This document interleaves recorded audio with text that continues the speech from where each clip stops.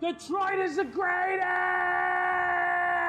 Straight up light you on fire for a Coney dog right now.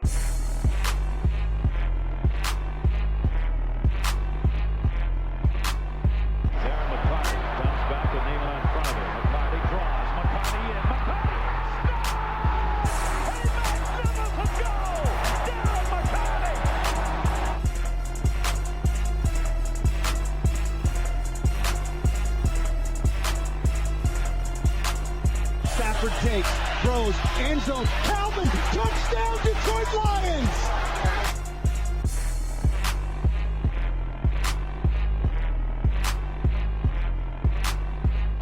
In the air, left field, the Tigers march to the World Series! Motor City Sports Rant, DetroitSportsPodcast.com. I'm Vinny Stubbs. Sitting across from me is the King, Jason Jarvi. What's up, my friend? Not much, Vinny. It's your stories, they kill me every week. What do you mean? You're in a bad situation. Oh, my goodness gracious. Yeah, I know I am. That's ridiculous. Listen, I had the worst weekend of my life. That's pretty surprising. I feel like you've probably had some worse weekends, but describe it to me. I went to my Get Laid bar of the week on Thursday. Yeah.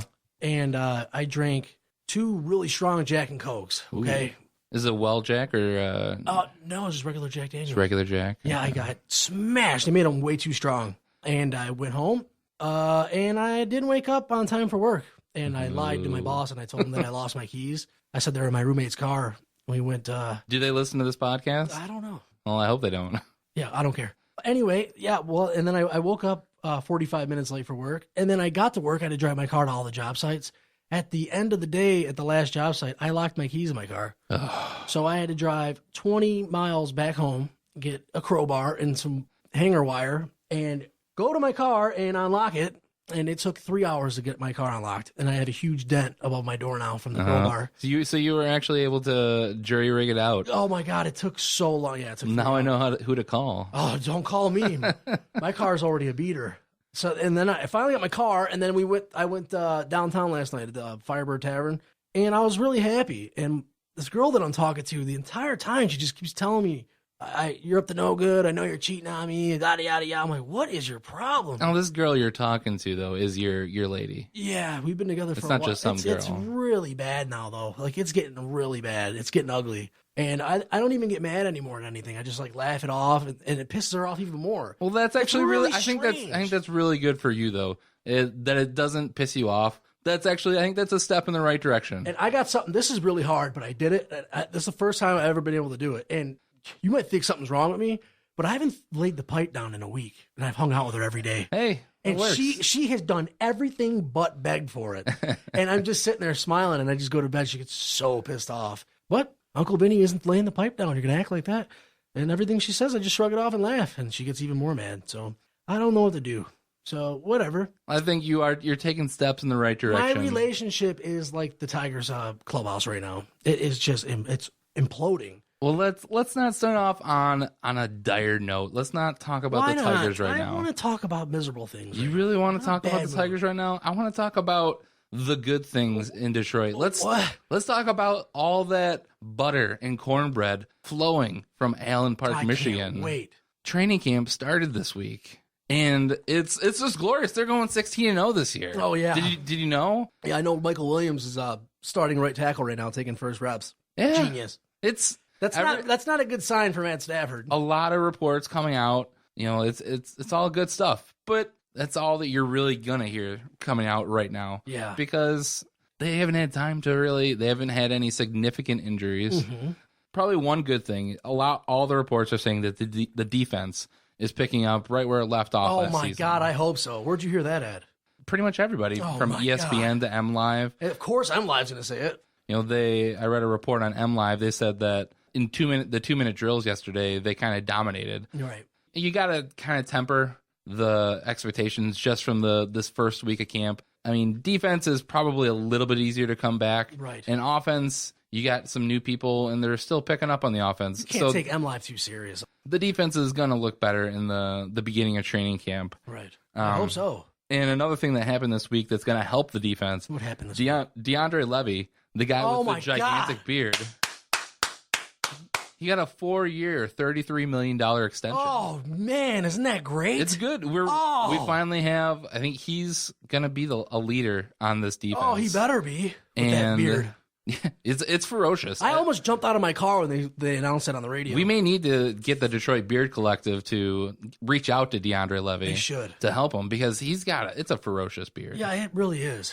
I'm not even sure how it actually fits under his helmet. It's okay because he just signed a 4-year deal, so he's allowed to do whatever he wants with his beard. He's not Jabba Chamberlain. So DeAndre Levy, he's really come a long way. He has come a long way. He was drafted in 2009, and he was really just an afterthought because same draft, Matthew Stafford gets picked number 1. Oh. Then you get Brandon Pettigrew and Louis Delmas. Right. So those are all guys taken before them. And, Delmas, he's out of here. Pettigrew, he's just a blocking tight end. He's almost like another offensive lineman. Right. And Stafford, a bad one. Stafford, I think the book is still a little unwritten on him. I don't understand. But Levy, every year he's gotten better. Right. And the past 2 seasons, it's really been a breakout for him. He's had over 100 tackles each year. Combined, he has 7 interceptions in the last 2 seasons. I love it. He really should have been a Pro Bowler last year, right? Oh, my God, absolutely. I was so devastated by that. So with this contract extension, can we really expect more out of him? I think you're going to get the same, which is really good. Just be consistent. And he is year in and year out. And I'm so glad they re-signed him. That was a tremendous sign. So, what are the stuff that you want to see him continue to do? I want to see him make Tahir Whitehead a better linebacker, and I want to see him be more vocal in the huddle. I don't really care. Just keep doing what you're doing because you're great. I think he's great. Not very good. He's great. He's a great linebacker for the Lions, and I couldn't be happier because if they didn't re-sign him, he could be gone next year. Right. And it'd be another guy that we drafted, and we've really actually grown a player, and he'd be gone. It's the first player that ever grew. And I agree with you. I'm not sure how much more you're actually going to see from DeAndre Levy. I don't think there's another level that we can see because I think you never know. If we do, then that's just awesome. But I mean, last year when he had 6 interceptions last year, that's pretty much the peak, right, for a linebacker. And he needs to take Stephen Tulloch to the side and go, listen, don't jump up in the air this year. Just don't jump. Just stay on the ground. No celebrations. I know it's really hard, but don't jump. Just try not to. And yeah, it's not going to be bad if he does stay where he's at. Oh my God, I'm ready for football. Oh my God. The only way that it ever becomes a bad contract is if he does decline. And don't you talk like that. He might decline on his last year of the contract. You never know, but yeah, I don't see that happening. The guy's a monster. Yeah, he's still pretty young for a linebacker. Yeah, I think he's kind of going the way of like a Brian Urlacher. Like those guys, come on, dude, that's ridiculous. Urlacher was great, but I think he has that potential. I think he has that potential to be long term as good as he is. I don't really see him declining.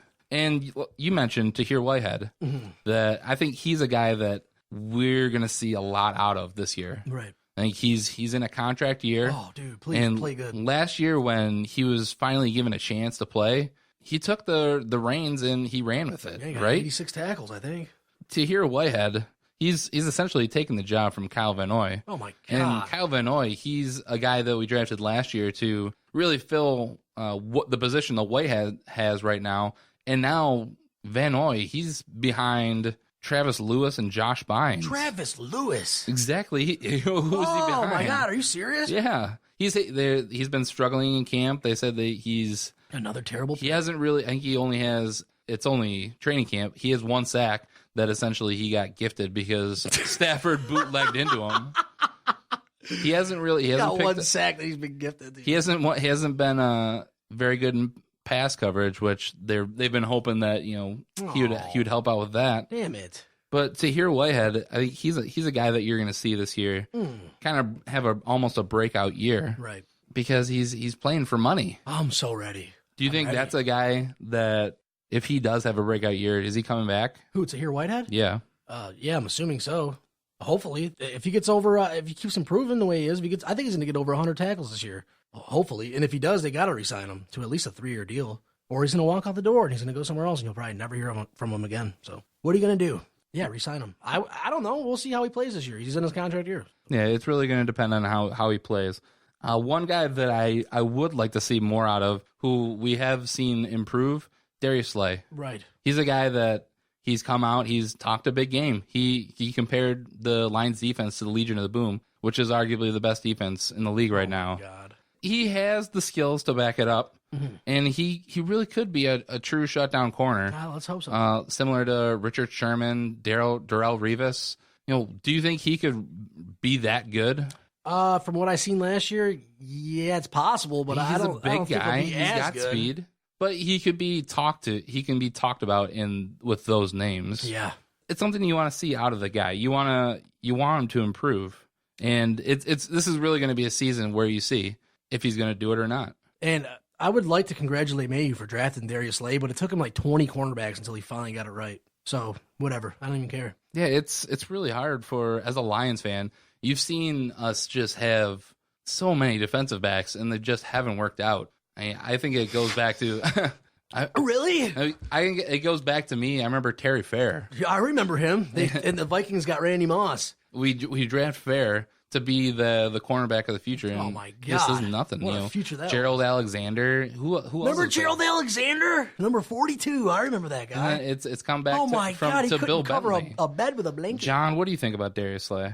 I like the bravado. No, you don't. I do. I like the fact that on the field he's starting to progress, and the game last year versus Dallas in the Kanoe playoffs. Kennedy? You remember he kind of shut down Des Bryant. He did a number on him, and if he can progress and he can be that guy that shuts down the opposing team's wide receiver, then he's got a good chance. I'm really confident that he's going to have a big year this year, and he better back it up. Now that he wants to call himself the Earth. That was classic. Who calls himself the Earth? Darius Slay. Darius Slay. Let me tell you the story. Nate Burleson came to town, and he was kind of, reliving the memories, trying to run routes out there at the practice at Novi, and they were talking trash back and forth, and Darius Slay's like, I can cover everybody. Call me the Earth. Good. Let's see it. he wants to change his name from Big Play Slay to the Earth because there isn't a wide receiver that he can't cover. Oh my God. You like that, Finney? He's got bravado. But, like I said, without Sue there, they're going to be testing the secondary, and he's going to have to live up to the hype for sure. Well, according to all the gentlemen that work in Detroit, Haloti Nada can't be moved. He's such a presence, and he's so great. He can't be moved We're because not he's gonna on the miss sideline right now. You wouldn't believe the radio I was just listening to on the way in here. What were they saying? They were glorifying Haloti Nada, saying that the guy can't be moved. He's the second coming of Christ. Sue being gone, it's not going to have that big of an effect on the Lions defense as a whole. So what do you think about Haloti Nada right now at this point in How time? the in his hell do career? I know? I haven't seen him play yet. Well, you have what's your opinion? You said I that think he's going to play 5 games and get hurt. You said that you heard And I'm right on about the everything radio. I say, so don't disagree with me either. No, you said on the radio that they heard that they were like pumping him up. I was watching him at practice, and the guy cannot be moved. I don't care what anybody says. The Lions, they can contend for a Super Bowl right now. I think you have to find the middle ground. The guys that Vinny has heard on the radio kind of just completely Oh my pump God, up are they in outer Haloti space? Nada. I don't think it's as bad as They're Vinny not in is saying, touch with though. reality, those Haloti guys. Nada is going to be good, and I think he's going to draw a lot of attention. And it kind of brings up what I want to talk about next. Who's your breakout player for the Lions this year? I said Tahir Whitehead. So you think Tahir Whitehead? Yes. And I do agree with you. I think another guy that you're going to look at who's kind of tied with Haloti Nada Theo is Gridiron. No, it's What's so funny? Tyron Walker. It's about time he had a good year. It's Tyron Walker and Haloti Nada. I think they're going to really go together. I hope so. A lot of coaches and people have talked about him. They say that he really is an up and comer, and now he's got a starting gig. So it's really going to come down to how he does this year. Right. We're going to see, and I think Haloti Nada is going to eat up a lot of the offensive line. Right. He's going to command two men. I don't you dare edit that out. That's tremendous. That should be a drop. He's going to command at least 2 blockers, at least part of the time. So Tyron Walker is going to get a lot of one-on-one coverage. Right. He's going to be a player that if this defense succeeds, that we're going to look to Tyron Walker and the defensive line that we were able to make up for the loss of Ndamukong Suh. I don't think so. It's I all don't even think. I think Tyron Walker won't even play the entire. it's all season. opinion right now, Vinny. That's the fun of He's it. going to be subbing in and out with a lot of guys, and after next year, you'll never see him again. What do you think, John? What do you think, Who would Jonathan? your breakout player this year be? Offense, defense, either. My breakout player is going to be Laken Tomlinson. Matt Prater. I made a bet with the Jock on our podcast, the Doc and Jock podcast, that within this season or next season, within 2 years, he'll be a Pro Bowler. Smart guy. I think that he's going to pick up the offensive scheme pretty well, and he's going to protect Matthew Stafford and give him that extra time. So I'm hoping that if Laken Tomlinson can be that guy, then the run game will pick up. Matthew Stafford will be upright and we'll have a couple more seconds to make the key decisions. And I'm hoping so I can win my beer, Laken Tomlinson. Wow, John, that was really hung of you. Well, to keep it on the offensive side of the ball, and I want to get your opinion on this, Vinny. We've seen in this first week of training camp, Calvin Johnson, he's made some acrobatic catches. He's dived, he's gone flat out diving for a ball. He needs to not do that. Is this something that excites you as a fan, or is this something that really concerns you? I already know that Calvin Johnson's nowhere near being done. The guy's a freak athlete. I think he's really pissed off that everyone's given up on him, and I think you'll see it translate onto the field this year. Right, so you see him go out there in training camp and go hard How can you from count day that guy one. out and say he's done? I don't think we're counting him out. I think there are some of the the NFL experts. There's other people here. Antonio Brown, Des Bryant. They're both younger and they're coming off great seasons. Right. I don't think we're counting out Calvin Johnson. Does it concern you though that he's? Yeah, it does. That he's concern going me. so hard in training camp. No, he's pissed off. I love it. Where'd you hear about that at? I have my sources. Oh, okay. Oh, you're not going to revel his sources. Oh, I know who it is. I already know who it is. Dude, I think Calvin Johnson's going to have an explosive year. I think he's going to get 8+ touchdowns. He's going to be a deep threat. And you know what sucks? Calvin Johnson being healthy and being on the team, Stafford's not going to get the ball out to Golden Tate as much. I think he's going to be fluttered, especially when he gets blitzed. But if you he's just going to dump the ball up to Calvin Johnson again. If Calvin Johnson is healthy, though, that is, yeah, I agree. But he's going to look at him every play. It's just going to continue to look at Johnson like he did in the past. When Johnson went down and they had Tate, they moved the ball around a lot more. I think for fans, you got to be. It gives you both. It excites you because you want to see a healthy Calvin Johnson go out there. And I read that one of the catches, it was over Rasheed Mathis, but he came back to the ball and reached over Mathis and got it. So you love to see that from your star wideout, and it gives you the flashes of, the greatness that he really could be one of the best wide receivers of all time. Going back to Charles Rogers, whenever you saw him hit the ground, you thought that he was just going to break himself. He only hit the ground like 3 times. And he broke himself every time. I think you're right. So, in Lions fans, we're just so we're on kind of like a knife edge where we're always excited, but we temper it because we don't know if it's all just going to go away. So, John, what do you think? John, what do you think, dude? Calvin Johnson, do you want to see this in training camp, or would you rather him, dial it back a little bit? No, I think that at this point in time in his career, he knows his own strengths and weaknesses. He knows that at this point in time, he needs to get himself ready for the grind in this season. And as a player approaching, he's into his 30s. Maybe I think he just turned 30. As a star wide receiver, he kind of knows what to do. Getting ready for the season, it's most important that he gets in football shape, that he gets into offensive rhythm with Stafford, and that he is, understanding all the plays and making sure that he understands the adjustments and gets on rhythm with Stafford. That's the most important thing. So if he goes hard in practice, great. As long as the end of the day gets in that ice bath, make sure he cools himself down and relaxes those muscles and plays 16 games this year. We need him. We absolutely need him. I'm hoping. But this year, I think is going to be another great year for Calvin Johnson. He's going to make an impact this year. He's going to have to be. He's going to have to for the Lions to have success. No, I think that sounds like you changed your mind because that's not what I heard you say in the past. No, I think that when we've talked about it, people would say regarding Calvin Johnson, wide receivers do slip a little bit. So I think that with the addition of Golden Tate, I think you need to maybe de-emphasize Calvin a little bit because Stafford, whenever Calvin's on the field, targets him. Calvin Johnson is going to be a good player, but I also think that you don't need to over-isolate him or over-target him when you have other targets that you could potentially get the ball to. We're getting way too in-depth with this. This is ridiculous. Yeah, it's only week 1 of training camp. There's tons of Lions talk to come and weeks to come. Now, guys, before you guys wrap it up, I do got a question. In the Detroit news, they are kind of talking about the players who are succeeding and failing so far in the early parts of training camp.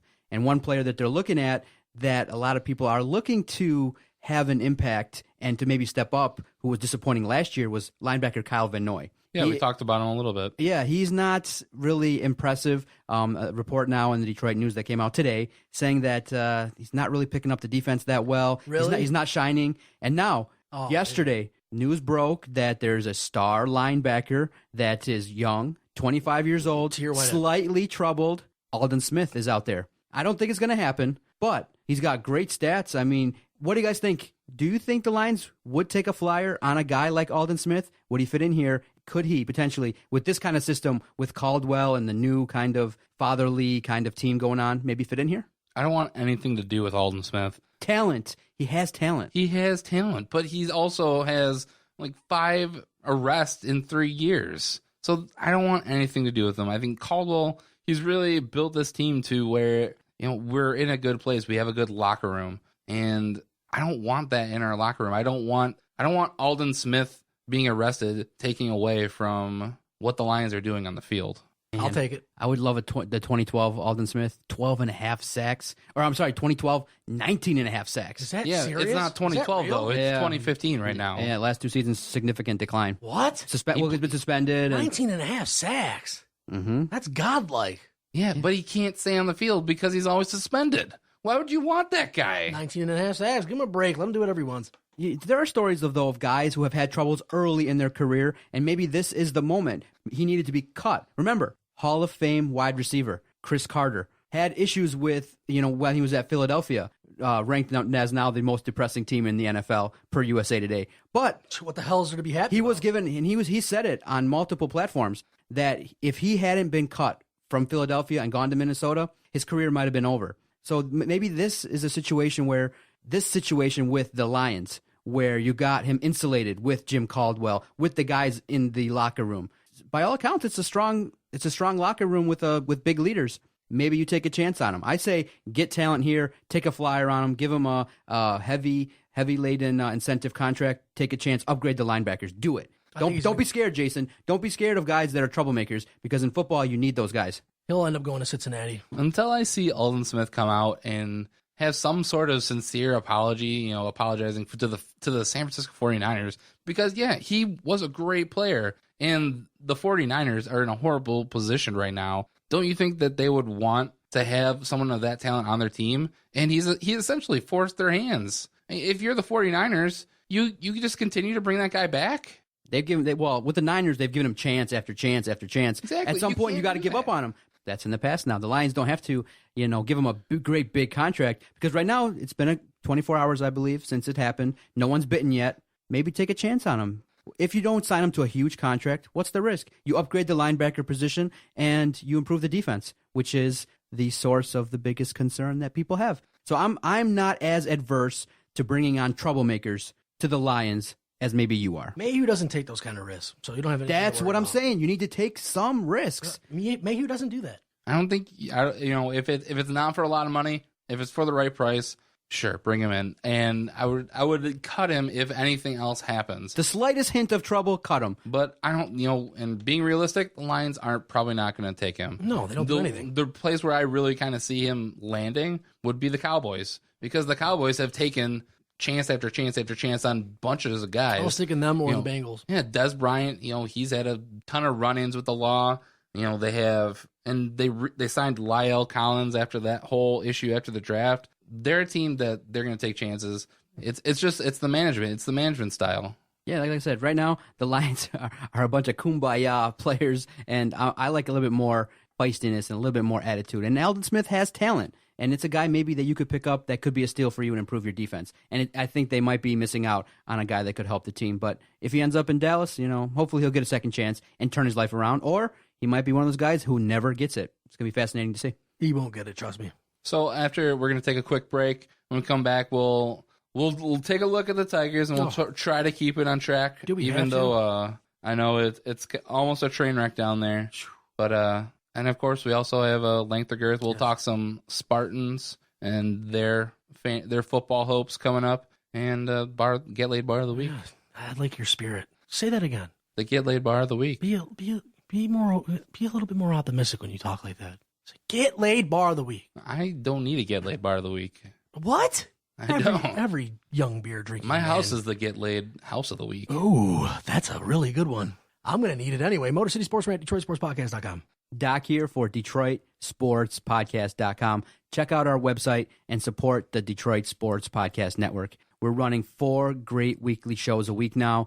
Thank you for everyone that's been downloading on all our various platforms. Go to DetroitSportsPodcast.com if you enjoy saving money on tickets, on sporting gear. Every type of gear that you like for the Detroit teams is available at DetroitSportsPodcast.com.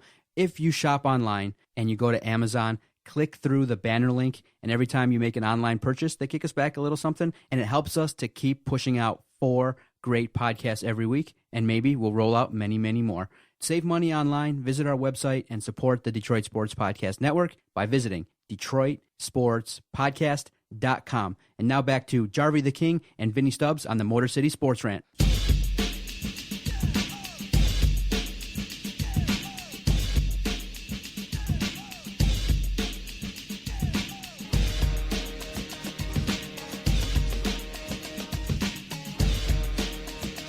Motor City Sports Rant, DetroitSportsPodcast.com. Jason Jarvi, your Tigers, dude. My Tigers. It's your Tigers. It's all of our I Tigers, don't think right? it's anybody's Tiger right now. It's not looking the best. I'd rather jump in a cage with 20 Tigers than watch the Tigers. Yeah, the Tigers. I don't think they don't look horrible. They don't? But they don't look good either. I don't think it's so. like I've been saying, they're average. They're an average team. They're not 500, but they're like 2 or 3 games back, right? Oh, they're 53 and 56. So they're right there, but they're not getting any better. And the big news this week, which I think shocked a lot of people, is they let go Dave Dombrowski. What was your initial thoughts when you saw that? The world's over. It's over. Avila, This is bad. it's beyond bad. It's the worst thing that the Illiches have ever done. I know on the podcast last week, I talked about how Illich letting Dombrowski do all those trades, it kind of looked like they were trying to give him back the reins. Why didn't they wait till the end of the season? I just don't understand that. That guy has done a lot for the franchise. And here's what I'm going to say about that. And I kind of understand it a little bit. And they brought it up on the Matt Derry show this week. John Palmarosi said that if you let go Dombrowski before the trade deadline, and yeah, it came out that Avila, he approved of all those trades as well. If you let go of Dave Dombrowski before the trade deadline, Right. and you have a brand new general manager and the team is in complete sell mode and it looks like you're in a scramble, do you think we get as much as we did? Do we get all 3 of those pitchers from Toronto for David Price? So why do you fire him? Can Avila do that? Avila? I got to get his name right, first of all. So- you know that he was a scout for the Tigers? Yeah. Look how bad their farm system is. That speaks volumes on what they just got. And how do you work for a guy for 24 years and then get asked to take his job and not even tell him?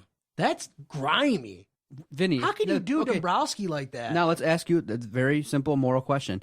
You're Al Avila. Put yourself in his shoes. You get the opportunity. You've been waiting in the wings for well over 20 God, years. he's like your big goal 50 is to be years old, dude. Yeah, your big goal is to become a general manager. At 50? Hey, you take it when you get it. 5-year deal. He's a millionaire now. So if you get that opportunity, but you're working under someone that you're very close to, would you have handled it the same way? I don't know. That's a good question. Hopefully I never have to experience anything like that. I think it's all business. I don't think it was all kind of put together, and I think it was very mutual. By them letting Dombrowski go right now, they give him all this time now to find the job that he wants to go to. Right. He can talk with John's Angels or the Blue Jays or the Red Sox. He's going to go or work for the MLB network. Go for the MLB. Not the network, just the MLB. Yeah, he can look at all of that. So, and now the Tigers, I think they got more than they would have than if Al Avila was the general manager. What's so damn there was talks that when they were doing the Cespedes trade, that there was over 20 conversations because the Tigers, Dombrowski was set on getting Michael Fulmer. There's no way that we make that trade or get as much as we did without Dombrowski still here. What were you going to say? No. I was laughing because What's so damn funny? I like these kind of questions, so I'll relate it to you this way. What if I said to you, you've been doing this podcast now for 25 weeks with Jason, off and on. So, okay, let's say I say to you, you know what, I'm going to pay you $45,000 a year, but you can't do the podcast with Jason. You do your own podcast, and I don't tell Jason. Would you do it? I would tell him.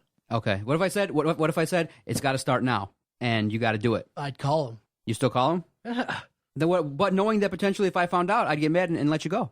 What if I said you got to do the podcast right after this, and you can't tell Jason, you got to do it right now? I'm sold. Well, defecate on my chest and call me German. It's all business. See, that's what I'm saying. It's strictly business. It's strictly business. You just handle it, right? And it's from Major League Baseball to down to the radio business. And that's just it's what happens. One day you have a job, the next day you don't. And the Tigers have made Dave Dombrowski a rich man.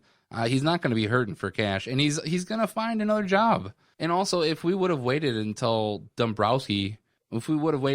of the season to let go of Dombrowski, then it's just more time for Al Avila to get a feel for this team and how he wants to shape it. And we're really going to have to wait until the season ends to see what Al Avila is going to be. Is he just going to be a clone of what Dave Dombrowski is? Is it going to be a lesser clone, or is he going to put his own stamp? And I don't think you can look at the similar situation that the Lions had when they let go of Matt Millen and Mayhew took over. It's not the same thing because don't even compare. Matt Millen it's arguably, or I would say it was the worst tenure of any GM. It was. Dombrowski, he's coming off. He rebuilt this team. Right. Now, you said, Jason, strictly business. Here's my point in thinking about this. I think the Ilitches let emotion make a decision for them in terms of promoting Al Avila. You have great talent and management all across the major leagues, and Adam made a great point on the podcast. I think the Tigers deserve to do a thorough search, and if you do a thorough search, you interview 10 other guys from maybe the great organizations out there in Major League Baseball, and you go out there and you interview everybody, you scour the landscape, and then you decide on Al Avila.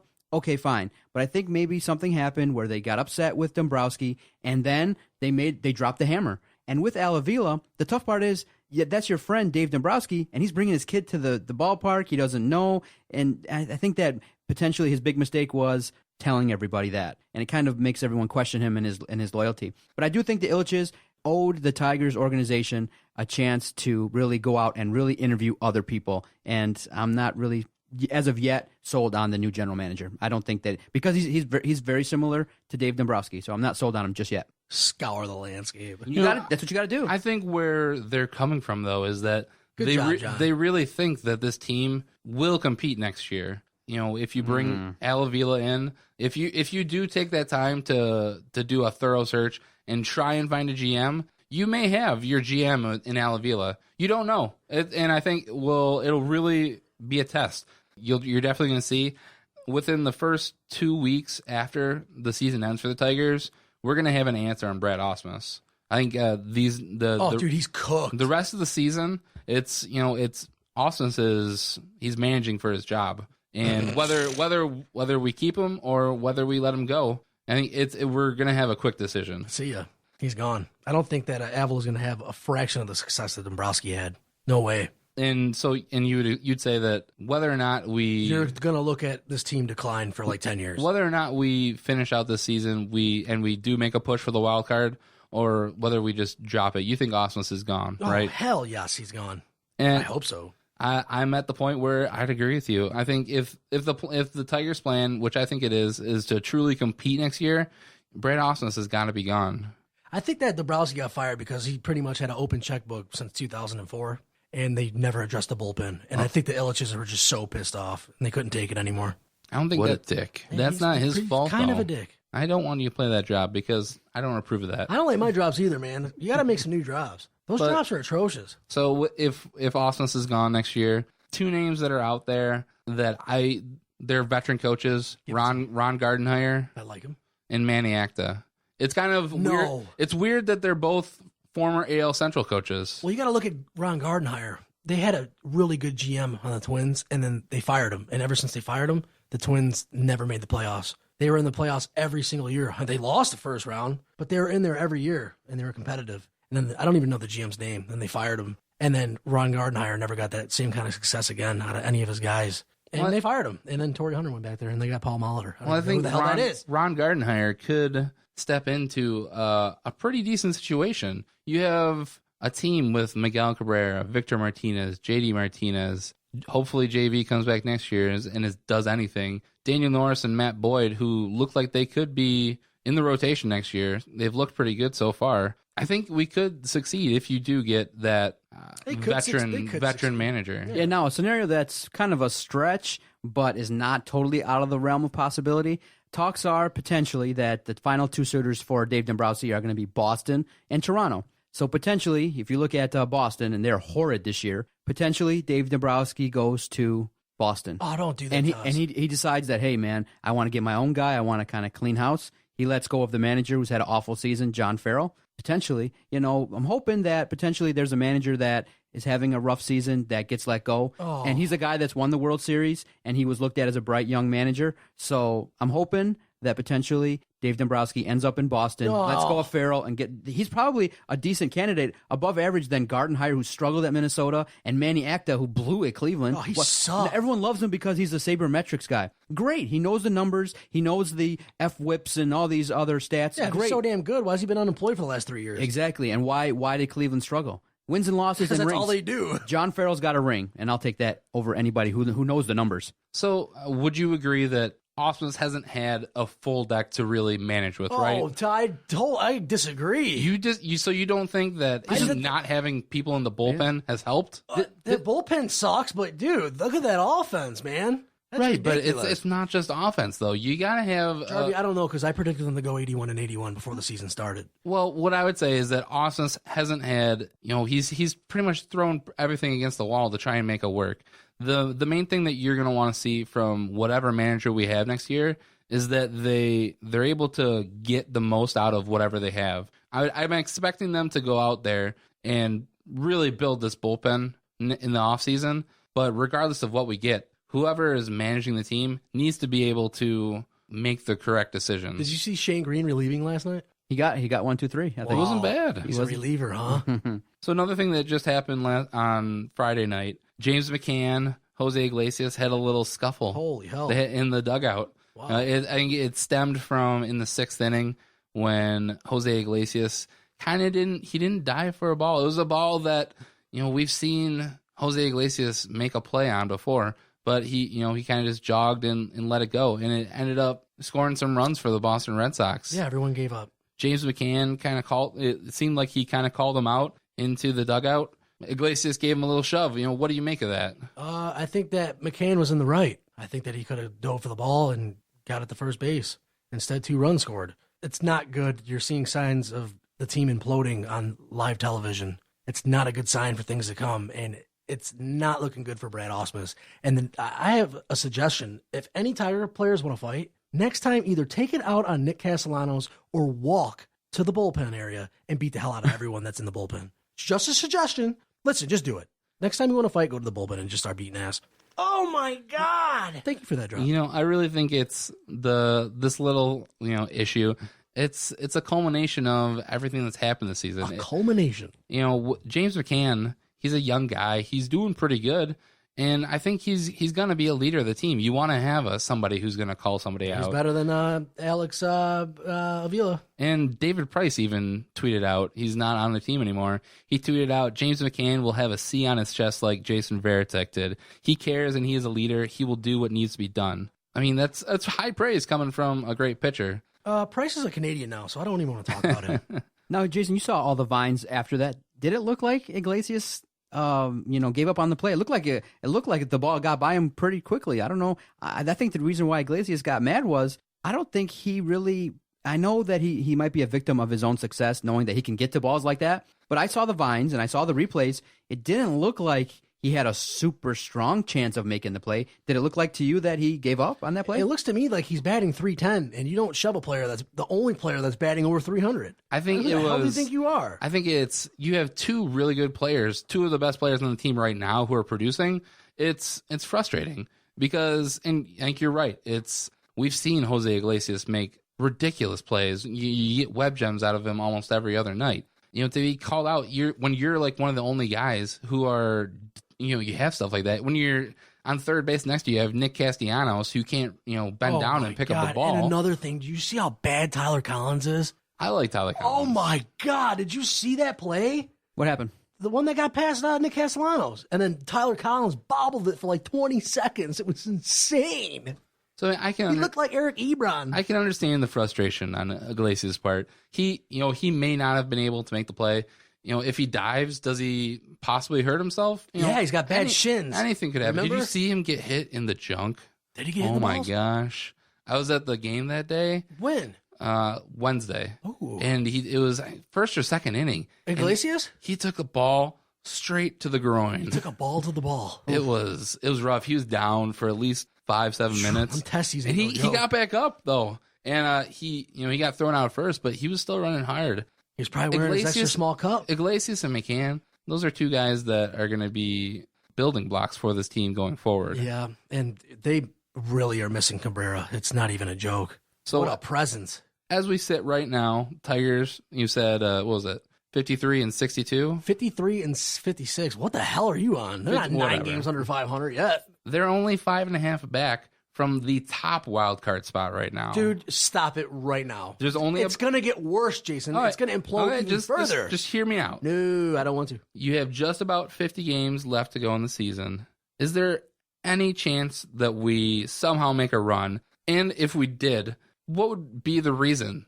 Do we make first off? Do we not make a run? Not even close. No. So there's no way. No, they're going to drop further and further down. If somehow we have the rally squirrel somehow makes a difference for our team, what would be the reason that we were able to actually come back and make the wild card? 2 things: Cabrera coming back and hitting, and the offense clicks on all cylinders, and the guys that you traded for the bullpen pieces, they all pan out, like literally all pan out, and their ERAs are just microscopic. And the starters they cannot give up 30 runs in a half an inning.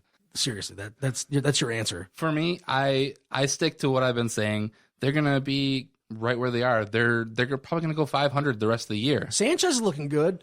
Simon and Verlander have to get their act together. We're not even going to talk about them making a run. That's disgusting. Realistically, in the last 50 games, they'd have to go 35 and 15 probably. That's 700 baseball. Listen, Jason, you're smoking crack cocaine right now. Don't even talk about them going 20 games over. They haven't won 3 games since June 21st to 23rd. Don't point your finger at me and smile. You're sick. If they were to make a run, I think the only way it works is if we just completely hit the leather off the ball. I think this guy needs to put his wiener in a cup right now. Wait, the phone's ringing, Jason. Fox Sports Detroit and the Tigers PR are calling. They want to kind of meet with you and say, hey, get on the PR train. I'm not saying it's going to happen, but it's not going to happen.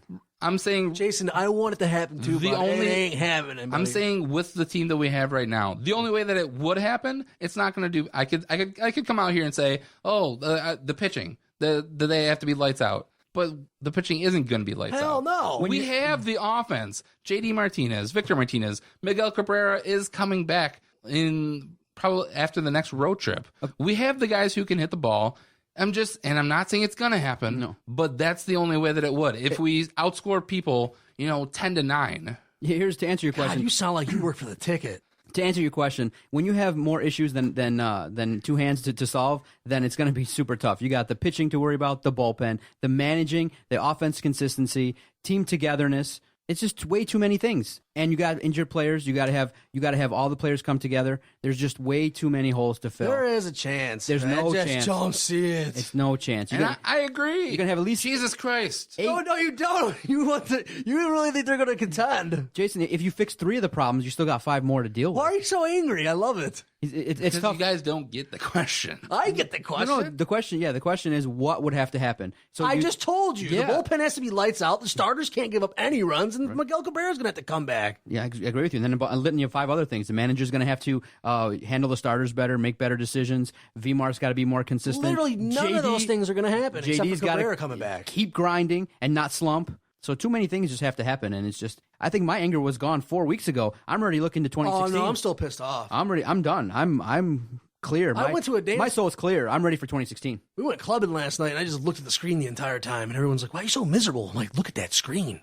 I'm like, what? I said 7-2. All right, I'm done talking Tigers. No, we're not. Are we really? We are. And we're going to take another break. We come back, we're going to talk a little bit of Michigan State Spartans, their football team. ESPN came out with their top 100 players, and I got a question for the doc. Yes. Because he's a Spartan alum. And we also got Length of Girth. That's Length of Girth and Get Laid Bar of the Week. Yes, we do. Motor City Sports Radio, DetroitSportsPodcast.com. Definitely support the guys here at the Detroit Sports Podcast Network. Jarvi the King and Vinny Stubbs. You can follow them on Twitter at Jarvi the King to follow Jason Jarvi, at Vinny Stubbs. You can follow at Vito Jerome to follow the Tigers Talk with Churko and Company podcast. Follow at Adam R. Stroz, Stroz, to talk with the Jock. We are the most interactive social media page in the Metro Detroit area. Follow us on Twitter at Detroit Podcast. If you want to look for free t-shirt giveaways, free giveaways that we run quite a bit, 2-3 times a week, you can banter with us during games. We definitely tweet out. And when the fight was happening, you saw it on our Twitter page at Detroit Podcast rather quickly, and you can comment and be part of our growing sports community. So follow us. There's multiple platforms for you to follow us, and definitely check it out on Facebook, Twitter, Instagram, Periscope. Just look up Detroit Sports Podcast and join the conversation. We welcome everybody. And now back to Jarvi the King and Vinny Stubbs on the Motor City Sports Rant Podcast.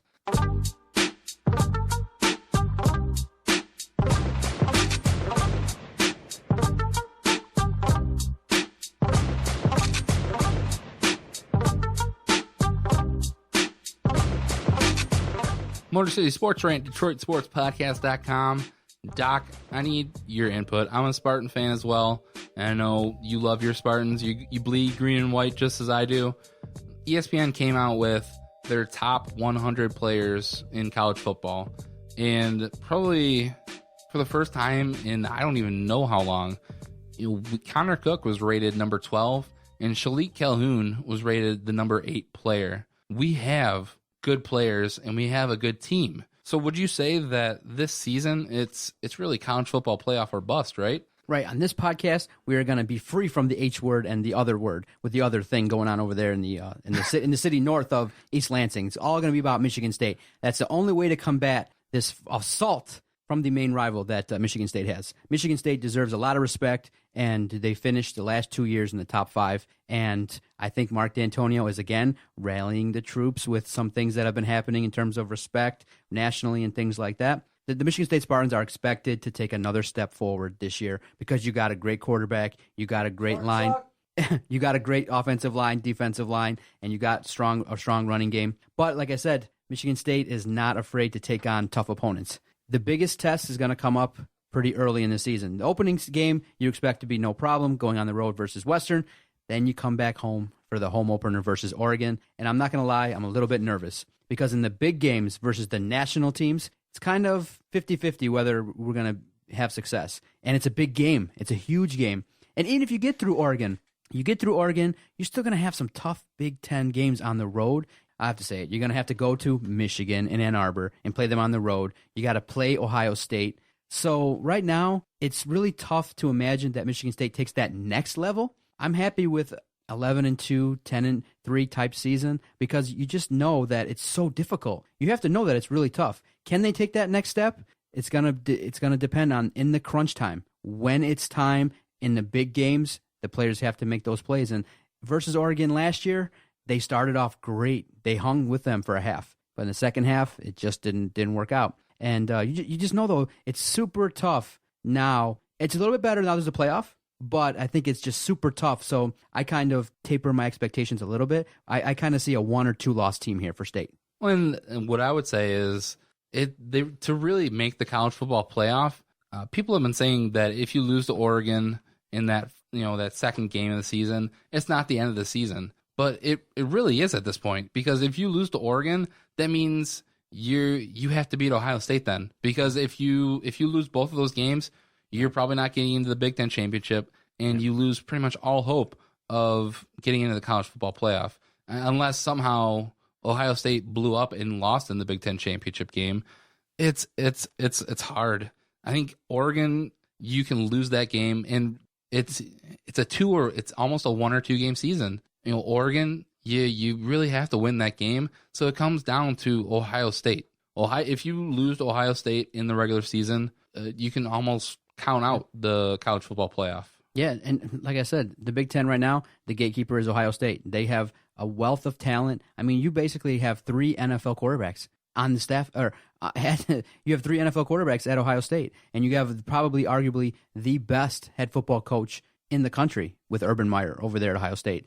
So it's going to be super tough. Don't tell that to the people in Ann Arbor. No, no, he's the best. Everyone knows it, and we can't discount the fact that Michigan State has dominated Michigan for the last several seasons, and that game is going to be huge. I don't think it's going to be as easy. Last year, when that game was on the schedule, I was relaxed. I had no worries. I was tweeting, texting, knowing what the score was going to be. It was going to be dominant. This year, I'm still confident that State will walk away a winner. I don't think come hell or high water, Michigan will win the game, but it's going to be very competitive. I think by then, Michigan will have instilled, Harbaugh will have instilled what he wants, and they're gonna have a chance to have some success. But for Michigan State, I just wish this year maybe the Oregon game was a little bit later in the season so that they could be firing on all cylinders. But it's early, so that also can be an advantage for State in that maybe Oregon's not 100% where they need to be. But for State, it's going to come down to this. Handle your business. Every game that's on the schedule, win the game. Who's to say that Michigan State can't go undefeated? When you have a strong defense, you got to remember, too, Pat Narduzzi, who was the architect of that great defense, is no longer there. How is that transition going to look with the new defensive coordinator? So those will be some early questions for me to see how the State team looks. But I'm excited. I can't wait. College football is about to be here, but it's a little bit too early for a heart attack game, second week versus Oregon. My God. We'll have second week? We'll have to wait and see. I'm not going to worry about Michigan still until Jim Harbaugh takes the field against Utah in their first game. I'm not going to worry about him. He has a track record, bro. It's all in the past. Don't disrespect your opponent. Until you do it with the team that you're at right now, I'm not going to worry about it. But it's that time, and we got Vinny back in the. He's here. I know he chimed in for a little bit. He kind of tuned out the whole Spartan talk. Yeah, I think that you guys are going to have the best year that you've probably ever seen. Please, yes. In my honest opinion. Keep it coming. Yes, we need it. And I don't like you guys, but I think this is going to be your best year that you've ever seen. But with that, let's go to, what's it called? Are we doing length or girth? Or Yeah. What are we talking about over here? Oh, yeah, I'm a little mixed up right now. You're getting a little ahead of yourself there, buddy. It's time for length or girth. Oh, yeah.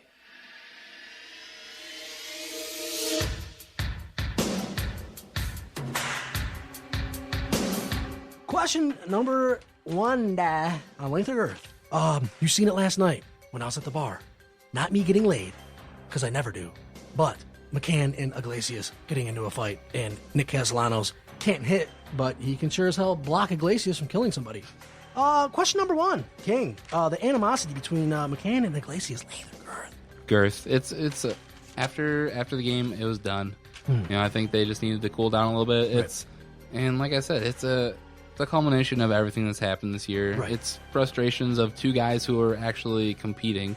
It's girth. It's a thing of the past already. I'm gonna say length, but to the media, they probably won't expose it. And if you're playing baseball with a guy that doesn't die for a ball because they're 3 games under 500, you don't like that guy, and I don't think anybody likes him because of that. So I'm gonna say length, but it could be girth. And like I said, both of you guys got both, and I had neither. They call me the BB, and when I'm hard, they call it the Tic Tac. Ooh. Question number 2 on length or girth. The Tigers, they're 3 games under 500. They can't win. And when they do, they lose the next game. And when they lose the next game, they lose the next game after that. Question number 2. Listen, Tigers haven't won 3 games in a row since June 21st to 23rd. It's pretty terrible. I don't even know what to say anymore. My mind's baffled. I'm rattled. Okay? You understand me? I understand you. All right, well, can I get question number 2 out of the way then? Yeah, do it. Ask it. The next 3-game winning streak. Jason Jarvi. John, you can hop in on this too. Although I don't want you to. Because this is length or girth. I want you to take a deep breath. It's a tough question. Okay, you let it out. Realistically, it's probably going to be length. It isn't out of the realm of possibility of winning 3 games in a row. Mm-hmm. It's not that difficult. They were pretty close to it, but I'm going to go girth because I don't really trust this. I don't trust the bullpen. I don't trust to anything. take over in any game. Oh, man. What was question number 2? No, I'm just kidding. I'm going to go length too. I don't see them winning 3 games in a row, which is a reflection on Brad Ausmus. It's pretty sad, but hopefully they fire him, and I don't know who they're going to replace him with. Maybe Pauls can manage. Question number 3. Let's get out of this depressing talk and hit on something even more depressing. Your boy, the Axeman, Danny Norris. His first outing, 84 pitches. He pitched 7 1/3 and gave up just 1 earned run against Baltimore. But he was charged with 5 runs and 9 hits and just 3 1/3 against Boston on Friday. So he's inconsistent, right? He's a little shaky. He's not Shane Green, but he's not David Price. And I miss David Price. Question number 3. Norris' struggles, his inconsistency late there. I'm gonna go Girth here. There's not a ton of games left in the season that we'll see him, but you may see him struggle a little bit. But he's still a young guy. Right. I think you're probably gonna see more good outings than bad outings. So I will go Girth. I'm going to go Girth, too. I think he's going to look a little shaky at first, but I guess the sky's the limit for this guy. Nebraska's a guru, and hopefully he pans out. Question number 4 on Lather Girth. Ooh, 4. I'm just kidding. Oh, you got everybody's hopes up. Damn it, what was I going to say? All right, guys. All right, listen, that was Lather Girth, all right? I tried. I tried to deliver. It was a good I'm sorry job. if it wasn't good enough for you guys. This guy's on his phone the entire time. We asked him a question. He doesn't even know what we asked. I'm fully intrigued by it. He's got some questions for us, I He think. doesn't have anything.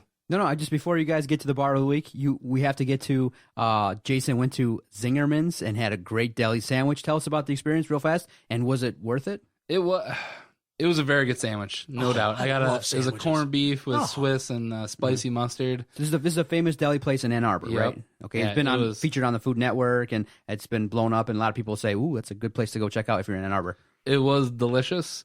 I don't think it was worth the money that I paid for it, though. Like, I paid $15. It was a pretty decent size. What? It was a pretty decent size. God. Oh, my Hey, God. it was good. And I think you're paying for the name there. Now, I went to New York a couple years ago. Everything's and $15. went to I think it was like Carnegie Deli. Right. And I got a corned beef sandwich there. I think it was like $17, but it was gigantic. Oh, like yes. it was stacked. And East Coast does it right. with that, I got my money's worth there.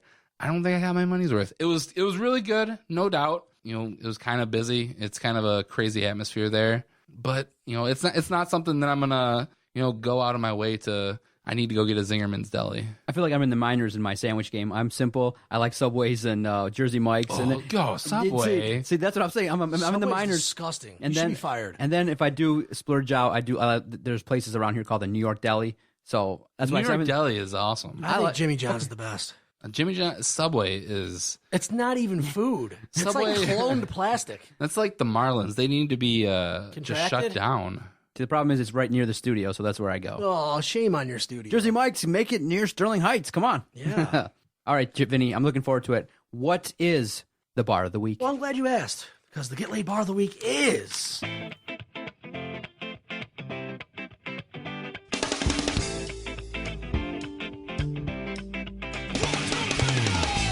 Uptown Grill, 3100 Maple Road, Commerce Township. Listen, I'm not even joking around about this. This might be my favorite bar. Phenomenal atmosphere with live bands, awesome food, and great micro brews on tap. Speaking of tap, you'll be tapping some gorgeous ass if you go to this place. 5-to-1 women to dude ratio. And I swear to you, you will get laid. And you deserve it. Motor City Sports Rant, DetroitSportsPodcast.com. Oh my God! Yeah, he'll be saying that, trust me. It was a fun episode. It was? Yeah, Lots of laughs, man. It's good. When you guys were talking about the Spartans, I really had to pee. I'm sorry. I understand. It happens. My bladder was just about to explode. So do you have any other plans for the rest of the weekend? No. What are you going to do? I'm going to probably go get a burrito after this. I'm probably going to go on Brazzers, and then I think I want to go on Brazzers See, again. that's why you're not laying the pipe, because you got Brazzers. I'm not laying the pipe because I get, she's a hyena. Why don't you surprise your girlfriend with some flowers and take her on a I nice did date? that 2 days ago. I'm telling Did she you. bite your head off for it? Why? Listen, I was about to get laid, and her phone rang, and she answered it. Then I just went to bed. What a dick. No, she's a dick. I was about to lay it out. I was about to lay the old Tic Tac down. I was trying to. It took me. So You know how hard it is for me to find that thing? Let alone for her to take a phone call when it's finally rock? the current relationship status dangling by a pubic hair. That's what it is.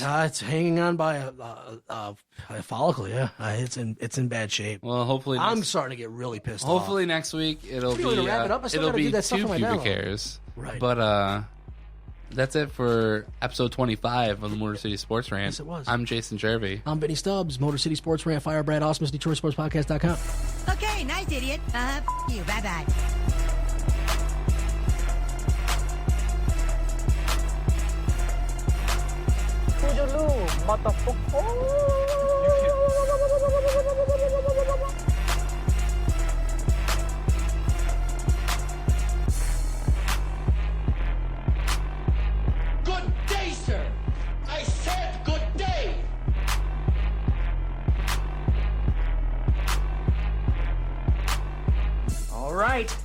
Take care now.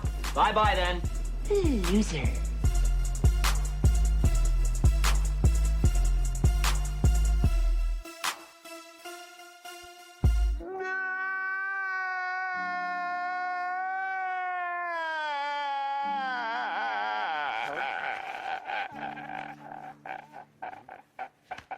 He's gonna command two men. Don't you dare edit that out. That's tremendous.